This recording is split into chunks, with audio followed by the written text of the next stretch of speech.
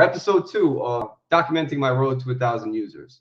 I think the big thing I want to talk about, or I want to start with today, is I pretty much hit a wall with like the development part of stuff, right? So the building part. I got to a certain point with the clients that are using the app and giving me feedback. I did iterate on some of those things that they told me that they wanted and things that were unclear. And I made those changes, just as quickly as I got them. So that was so clear. I didn't even have to think about like, oh, what's the priority here? It was just there because everyone was telling me the same thing. And things that were annoying me too, I could just easily go in and change. So where I hit the wall was when I started thinking about, all right, this is working with the clients, but I'm not really putting much effort or thought into the agency side, like the part that my side, right? So again, just to recap, the problem that I'm solving or I'm trying to solve with this technology solution is scope creep, right? Developers and agencies say that scope creep is a big problem for them. They wind up getting doing more work than they're paid for, right? I didn't know. I started thinking, all right, maybe I should be building a payment system now.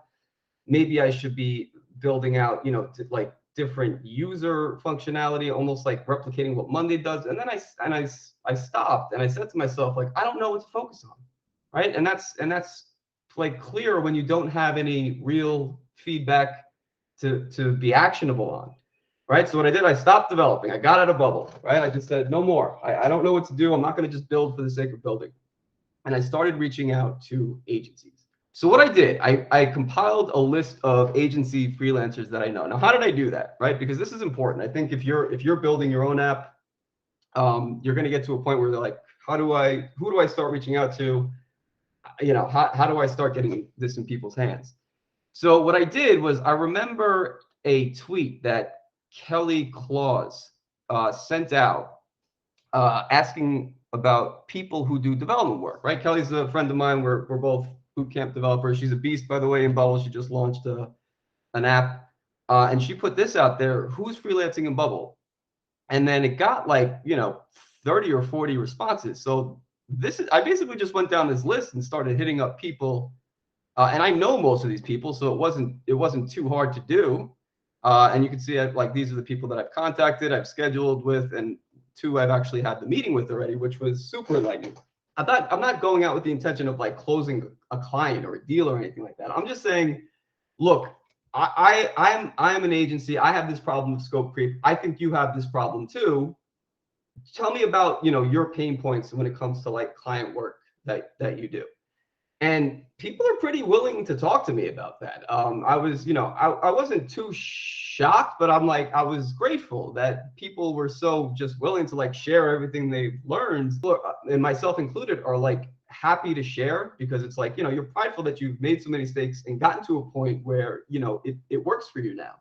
So, it's not a sales call. I think that's the difference. I'm going with the intention of just learning about their pain point. Do they have the same problems that I do? Some yes, some don't.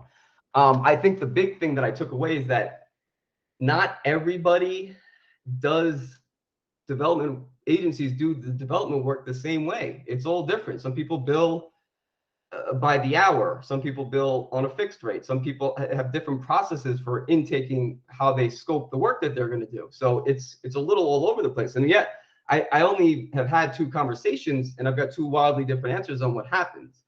But I've got more interviews coming up, so I'm going to see where that takes me. After I've exhausted this list, and this is literally just 1 tweet, people that responded to 1 tweet. So I'm sure there's more where that came from if I'm going to, continue looking for more. When I exhaust that, I'm just going to go to the Bubble agency page. And I don't really know any of these people personally, but there's a lot of agencies on here that I can really just reach out to and ask, start asking the same questions. So what are my success metrics from last week? And these are the ones that I think make the most sense for now until we actually have like paying users. But in-tool feedback. So I've iterated on 6 pieces of feedback, calling these conversations that I was just describing, like, I'm just going in and trying to understand their pain point without actually really telling them that I'm doing anything or have a solution to the problem.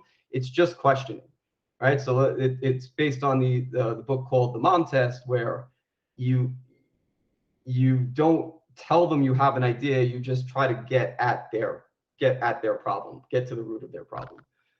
6 active users. Happy about this. We've got 2 developers on here. One is myself and 4 clients. And I expect next week will probably be more like probably like at least 2 other client users.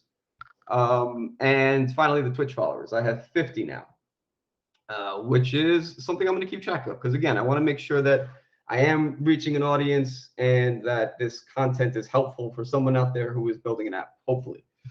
And honestly, I just like doing it. So I'm going to keep doing it even if there is no one listening. Okay, let's look at the tool now. So this is what I changed from last week. If you remember last week, there was this shitty gray, like just collapsible headings that I had. I changed that out. I added this side nav here. And just to kind of demonstrate the importance of user feedback, it's so funny. This one was probably my favorite one because this was available, right? So this was available from the beginning, the ability to attach a screenshot to the scope detail.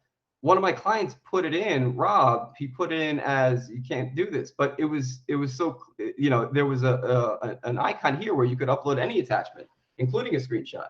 What I had wrong here, and I didn't realize this till after, is that it just wasn't clear that like the image, the icon that I used to display that just wasn't clear that you could upload a file here. So I changed it to this paperclip, which most people seem to be getting now. So that's something I think the reason I'm harping on that is because I see people do this so much where they just focus on this one little minute detail, without any proper client feedback and focus on getting it just right, whether it be a color or a, like an icon or whatever it is, or the sizing of it. And then someone, they just wind up changing it anyway because someone didn't understand it. So it was super insightful that like, it seems so simple, but I think it really illustrates my point about the feedback. It's like, I would have never known that wasn't obvious. It was obvious to me what it was, but it wasn't obvious to the client. And that's why I changed that. So boom, that's done. So this is before I even made the changes, right? This is what this client said to me. Hope you're enjoying. I'm enjoying using the scope tool you built. Great way to communicate on these items. That in itself just made me super happy because it's like, whoa, I'm on the right track. And this is back when it looked even worse than it does now, even worse than this, right? And this is, I'm still obviously going for the super minimal look, but it was even worse last week. But because it was like it helped our communication, I think he got the point of it, and he's like, wow, this is a great way to communicate on this. So, and I think one of the big things that I took away from this week is when I find myself not sure of which direction to go in, it's time to stop building. Let me stop sharing. Oh, I'm blurry as fuck. I hope that doesn't come through. Anyway, all right. So the point I was trying to make is when I find myself unsure of which development direction to go in, it's time to get out of the bubble, right? It's time to go back to the people that you're targeting, whose problem you're trying to solve, or the clients that are using the app. And like you have to get out of the build mode and I'm not getting out of anywhere because I work from home, but like getting out of the building, as they say, is important when you get to that point, because otherwise you're going to spend way too much time building some functionality that no one gives a shit about and that you're probably going to wind up undoing anyway. So that's one thing that I've taken away from this week and what I've learned. Like, just stop. If I find myself, I don't know what to prioritize, I don't know what to work on next, don't do anything. Go talk to people and figure out what, let them determine what your priorities are in the build. I'm posting these videos on my YouTube channel. If you're watching this on YouTube and you want to follow the Twitch stream, come to twitch.tv/bubblehack. Every Friday at 11 a.m. I'm going to stream about what I learned this week on my road to 1,000 users.